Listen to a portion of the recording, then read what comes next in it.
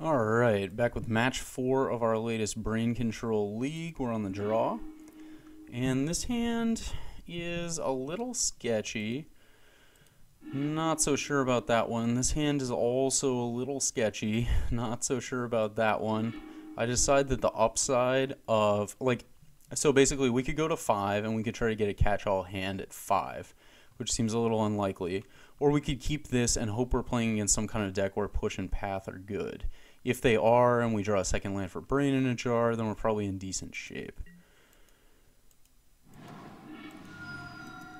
Opponent plays Noble Hierarch. So this is a good start for us. We might be playing against Infect here. We don't really know. Peer Through Depths might be okay later. I decide I'm going to fetch a Godless Shrine, so this is kind of shady, right? If we draw Serum Visions, we get fucked over by playing from Godless Shrine, but if our opponent's on Infect, for example, we have a pretty strong hand, and I just want to be able to cast all the removal spells, right? So we can't get Watery Grave to hope to draw Serum Visions when we have the reality of these cards in our hand. I'm just going to go ahead and push this Hierarch, so if our opponent plays like Blighted Agent or something, then our path is live. Plays another Hierarch and an Overgrown Tomb. So we're either playing against a Hierarch-heavy Abzan list with like Siege Rhino maybe, something like that, or we're playing against Abzan Company, that's possible. There's a Flooded Strand, so that's pretty good for us. I don't think there's a ton of stuff our opponent can do to just win if we play Brain in a Jar here. Collected Company would be a bitch. There's a Birds of Paradise, so not tapping as if he has Collected Company. Opponent plays a Spike Feeder, so that's interesting. Here's a Colonnade. Definitely want to play that one, and probably want to path the Spike Feeder. We could have done that on upkeep, I guess. There's no reason not to, really. But we assume our opponent's going to sack the Spike Feeder to gain life and keep it in the yard, so the land disadvantage doesn't really matter.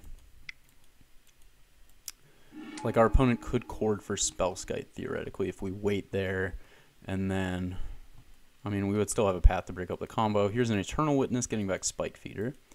That's a thing. Opponent chooses not to play Spike Feeder, instead gets in for 1 here. And we draw Bet Call, so, like, that's good. I decided to tap black here, even though it takes us off a Fatal Push. We only have 2 more Fatal Pushes in the deck. It's more likely we draw into Logic Knot. We're also pretty likely to hit another land. And if we draw Esper Charm, we probably want to use it, so maybe tapping black wasn't correct there. But we do draw Polluted Delta Esper Charm, so I'm just going to go ahead and unload this Esper Charm. We'll put our opponent in top deck mode, and we will have a big advantage, right, with Logic Knot, Cryptic, Path, Peer Through Depths. So we just get a Spike Feeder. Our opponent had a pretty weak starting hand. Plays another Birds of Paradise. So at this point, we're at 12. Gavany Township is a thing that this deck does. We don't know if our opponent's playing like Murderous Redcap to get any kind of reach or something like that. I just want to go ahead and double block this Witness, get that off the board. And then we probably want to think about pathing this Noble Hierarch at some point, but for the moment, that's okay. I don't see us playing Cryptic against one card that our opponent draws as opposed to Logic Knot. So I'll just leave up blockers here. And I decided to path the Noble here at this point so that our opponent can't attack in profitably. We want to force them to actually play something, which means that we can't fetch on this turn. Incidentally, we don't want to get like courted or companied out of existence. It's also too bad we couldn't take up Jar to have 1 mana Cryptic at this point, but you know, you can't have it all. We might as well swing. Our opponent's not really in a position to do a ton. Doesn't play anything, which I find interesting. Another Birds. These Birds are going to buy us our opponent a little time against these 2 1/1s that we have, and we might as well peer at this point. And we see a Bet Call, so I'm going to take that. We have to reveal it to our opponent, unfortunately. But now we still have Logic Knot up, and we're hoping that our opponent kind of desperation plays an instant here that we cannot just because he knows we're about to Bet Call. There's a Flooded Strand. We're going to swing. And then our opponent's upkeep, probably we're going to back so we don't have to deal with like Chord for Kasali Pride Mage or something like that. This does take us off 2 counters for the turn, potentially. Which I can live with, I think. Here's Esper Charm. So we get a 1-mana Esper Charm. This is better than 2 counters, really, because our opponent's not going to be able to Company twice or Chord twice.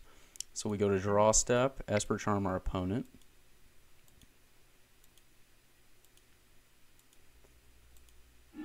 Opponent discards Plains Noble Hierarch, so not really drawing a lot of stuff. That does happen when you play an absolute crap load of mana dorks in your deck sometimes. So now we're on 1-mana Cryptic. I just Blessed Alliance here to gain 4 because why wouldn't we, right? We're never going to use this for anything. Now we can actually swing with Colonnade because we have a 1-mana Cryptic up. So that's something to consider. I decide not to, however. Although I probably should have. So that would have put our opponent to 6. He would have blocked it. He would have taken a blocker off the board. Opponent plays Anafenza, which I'm just going to Cryptic, try to draw another card, and our opponent scoops. So that was pretty solid. We didn't need to draw a sweeper there, but our opponent's hand was awful. So that's something to remember. On to game 2. What's going on? Slip is here with game 2 of our 4th match. So we're on the draw. Our sideboarding, we're playing against some kind of Abzan company, probably Chord deck, right? And usually we want Surgicals. We haven't seen the Graveyard combo. We've seen Spike Feeder. He probably has it. However, I didn't bring in Surgicals. I wanted to try just the like max removal kind of package. So I swapped out 1 Negate for a Dispel, because unless he's playing Eldritch Evolution, that seems like a strict upgrade to me. And instead of boarding in the Surgicals, I boarded in Explosives because our opponent plays so many Mana Dorks and other things, and I boarded in the Supreme Verdict. I didn't really like the idea of the Spell Snares here. Could theoretically see them, but I'm less worried about it. Our opponent's 2 drops or whatever. So we see this hand, which is a little shady. We're on the draw and we have a Serum Visions. If we hit a land, I think our hand gets pretty strong. So I'm going to keep it. And our opponent mulligans to 6, which kind of encourages me to keep something that's slightly riskier. I'm just going to Serum Visions here. And we don't see... So we bottomed a Brain in a Jar and Cryptic there. We did not get a land. That's unfortunate. Our opponent plays a Sphinx. And no land again. I decide I'm going to Serum Visions and take 4 from the Sphinx. And we get what's more or less the kind of like perfect setup of non-fetch into fetch here. I don't think we want a 3rd Path of Exile at this point. So we shock. And then on our turn, on our opponent's turn, we want to path the Sphinx. I make a really stupid, like, loose play here. I just path the Sphinx on upkeep. I'm just kind of trying to play fast or something. And that's really dumb because our opponent has Hierarch out, so we're going to take 1 damage for no reason. Opponent plays another Sphinx, I believe. Yes, another Sphinx. Swings. And we draw our Delta. So we could Esper Charm our opponent. It's worth noting he has a Gavany Township out, so like the stuff in his hand is a little less important than it could be. We really want to draw into a Ghost Quarter at this point. We could Esper Charm our opponent. I don't really like it. I would rather path the Sphinx when he attacks off the Exalted trigger and hold up Logic Knot. See what our opponent does. Sphinx comes in. We're going to path it.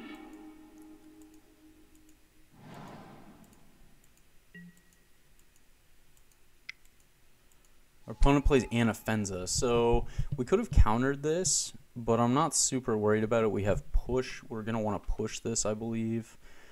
And we want to see what our opponent plays first. Like if they play something we want to counter now, we can counter, like fetch a Watery Grave, counter it, untap, push the Anafenza, and we're in pretty good shape. Unfortunately, our opponent plays another Noble Hierarch. So we want to push the Anafenza in response to avoid the bolster trigger, but I'm an idiot. So now that this has happened, I want to fetch, and I decide I don't want to shock to push the Anafenza. Since we're going to push it anyway, we don't need Revolt. I don't think there's a big reason to take 2 damage when our opponent has Gavany Township out. I could be wrong about that. I think that I sequenced these plays very badly. Now that we draw a Brain in a Jar also, that was a pretty bad series, I think. So we want to go to our opponent's turn, and because we didn't shock there, we're left with this decision as to whether we want to push the Inoffenza or Esper Charm to draw 2. Our opponent's on the Gavany Township plan, which means that holding up Logic Knot is going to be less relevant, right? He's trying to play around counters by just by like turning a kind of weak board presence into a strong one. And I think if our opponent's going to do that, what I want to do is actually take a hit here. This seems really risky. We could certainly push the Inoffenza and only take 3, but we missed a land drop, and we have Cryptic, and I kind of just want to Esper Charm. If we draw into Beck Call, for example, we're in really good shape. Even a Sroms would be pretty good, right? So if we Esper Charm now, we can Sroms push the Inoffenza, and we have some blockers to help us get back in the game. So I think about pushing. I don't. Again, it may be a suspect decision. We're going to 7 here.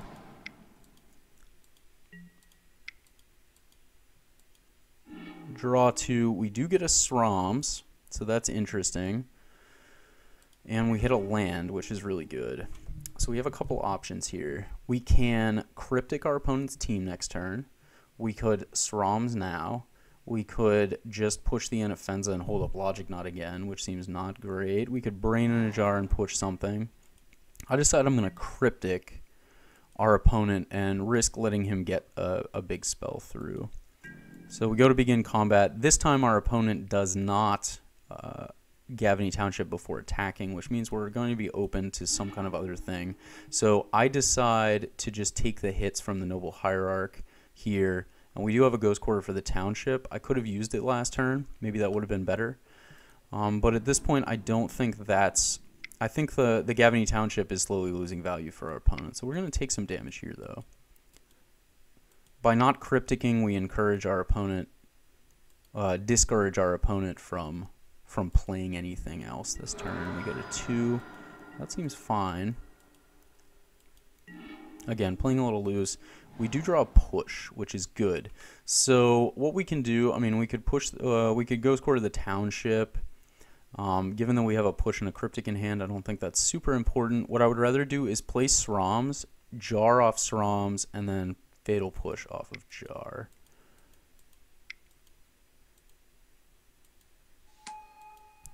Here's Jar. Then we're going to... If our opponent like taps out for something, now that we're tapped out, if our opponent doesn't activate Gavany Township, we can push this Hierarch and triple block this one, which I find pretty good. Our opponent Maelstrom pulses this, so that's game if it resolves. However, we get to push this one.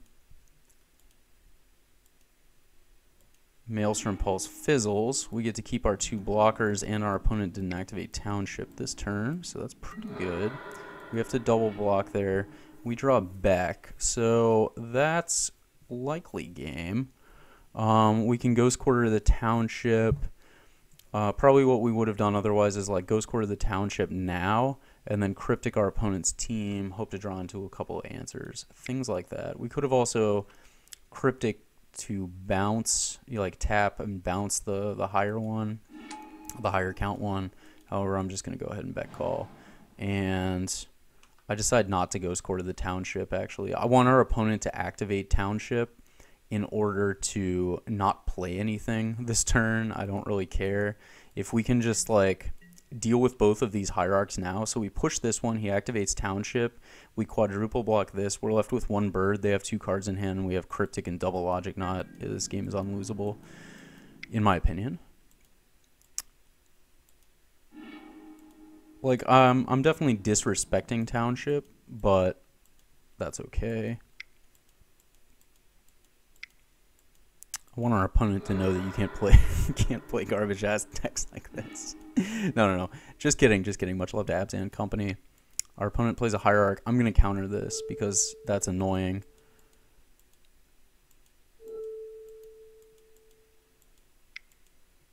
Like, we can't block this profitably anymore. And instead of Logic Knotting it, I decide I want to draw into some more action. I'm just going to go ahead and Cryptic here. This gives us the most chances to deal with whatever our opponent does, plus take down Brain in a Jar, I think, next turn. So we swing. Opponent might have some instants in hand. And probably top that Cryptic just because, like, pretty good card. Maybe our opponent has nothing. Not really sure. Did our opponent scoop here? No. Moto's just lagging. So opponent sacked Horizon Canopy, played Birds of Paradise. I decided to Cryptic the Birds of Paradise because I want to draw into some stuff, and I don't really care what our opponent's doing at this point. I'm going to fetch and then Serum Visions at instant speed, which is sweet. We find a Bet Call and an Esper Charm. We want both of those cards. Mystic Gate, we're going to swing for 1. We're going to fuse on our opponent's upkeep. Again, tapping the Ghost Quarter just to disrespect Township, although he can't really do anything with Township this turn anyway. Right? If he resolves another creature, then we'll obviously quarter it. He won't be able to activate it, so that's fine. Now we're going to Esper Charm our opponent. He has 2 cards in hand. This is probably going to prompt some kind of instant, but it doesn't. He had Viscera Seer and Forest, so our opponent's just... I mean, he's got a lot of air in his deck. Not really sure what's going on. There's a Colonnade. Again, game's basically unlosable here.